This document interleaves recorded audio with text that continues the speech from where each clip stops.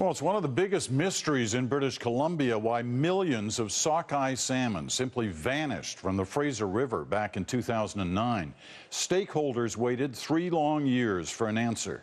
Today, with the final results of a multi-million-dollar judicial inquiry, they were ready to hear it.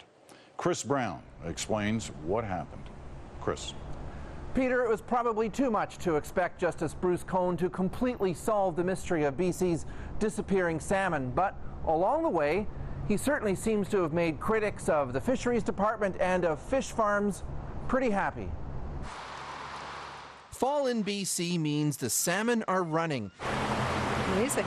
The long-term trend, though, looks bad, concludes Justice Bruce Cohn, whose $26 million 3-year study of the Fraser River sockeye run comes to a troubling conclusion. Fraser River sockeye experience multiple stressors on their health and their habitats.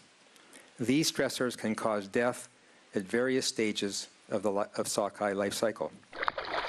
The justice says there's no single reason why 10 million salmon failed to return to spawn in the Fraser 3 years ago, but climate change, warming sea and river water, and quite possibly fish farms are responsible. So, until there are more definitive answers, Cohn's dramatic recommendation is a freeze on fish farm production in an area known as the Discovery Islands along the narrow passages of sockeye migrate. And if in 8 years the risk to sockeye can't be disproven, the whole fish farm industry in the area should be shut down, which pleases opponents. That given the evidence and the science on sea lice, on salmon, infectious salmon anemia, that fish farms should be shut down in British Columbia, open net cage fish farms. The industry reads the report a bit differently. He's not saying stop, which is great. He's saying let's do some more research.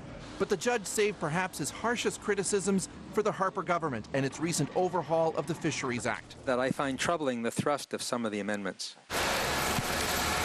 In particular, Cohen says the act is aimed more at protecting fisheries than enhancing fish habitat and fish populations, to which the parliamentary secretary respectfully disagreed. We're completely confident that it's going to provide the protection for fisheries like the sockeye fishery on the Fraser River. And while Randy Camp thanked the judge for all of his hard work, he would not commit to implement any of his recommendations, including to beefing up funding for the Fisheries Department to do all of that badly needed research. Peter. All right, Chris, thanks very much. Chris Brown in Vancouver. Salmon and other fish are rich in omega-3 fatty acids, long advertised as good for you. But now you may want to pay attention to a new study. From pills to fortified products like milk, eggs, and margarine, everything seems to tout the benefits of omega-3s. When it comes to reducing the risk of stroke, the study in this week's British Medical Journal found that only people who ate at least 2 servings of fish a week saw a benefit. For those who took supplements and pills, it found no link to reduced stroke risk.